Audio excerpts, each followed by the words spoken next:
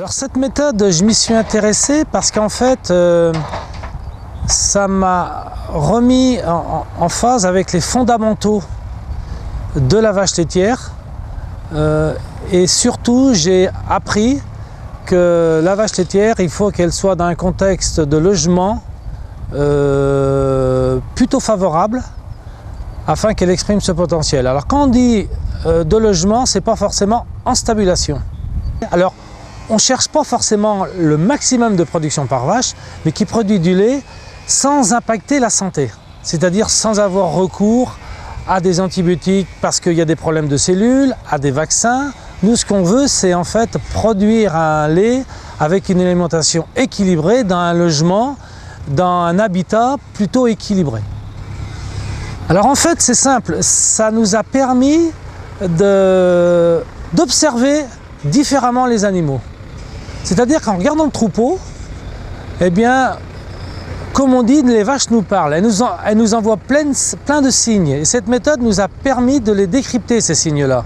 Alors ce sont des signes au niveau du poil, de la peau, des pieds, du nez, des yeux, de la bouse.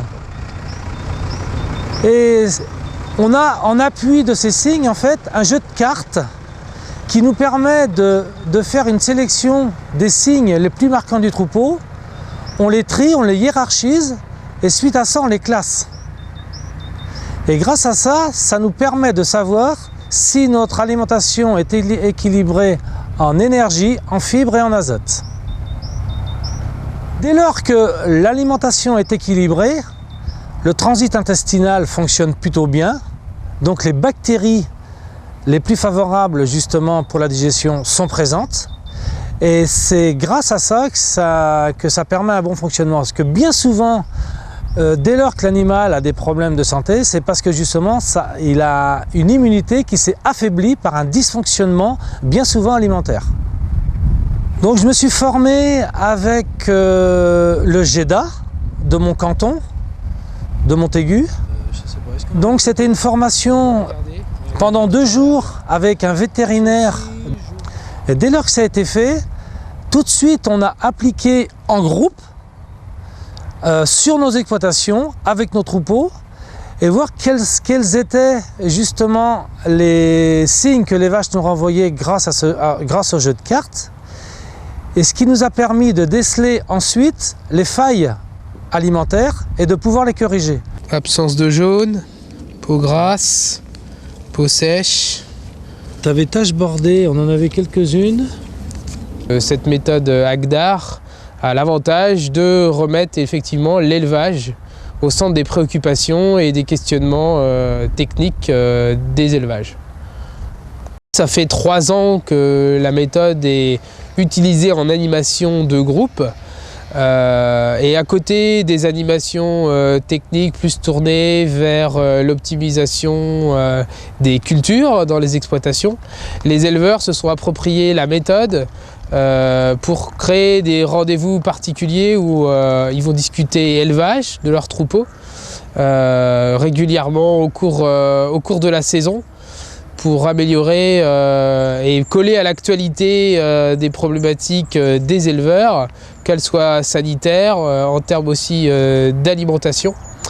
Effectivement, aujourd'hui, c'est un outil incontournable de l'animation du GEDA et des groupes de développement du secteur.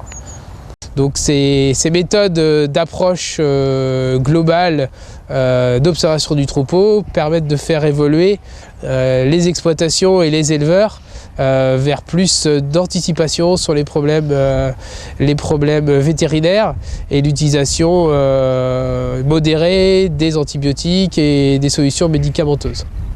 Non, celle-là on va pas la garder. Pas la retenir. Celle-ci, il n'y a pas de symptômes particuliers. Et donc pour avoir fait le test chez moi, je me suis rendu compte globalement que mes vaches ne mangeaient pas régulièrement sur 24 heures. Elles avaient trop à manger la journée et pas assez la nuit.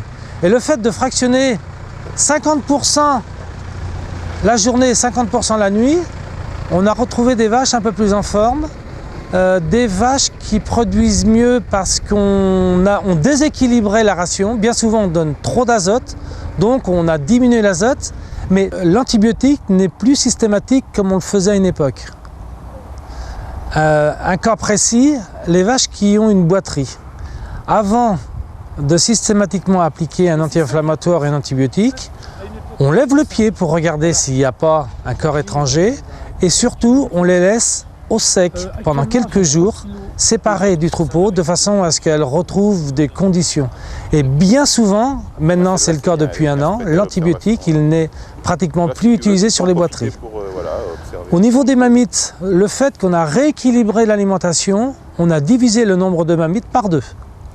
Et lorsqu'il y a une mamite à traiter, on fait d'abord un contrôle par leucocytest pour savoir si réellement c'est une mamite.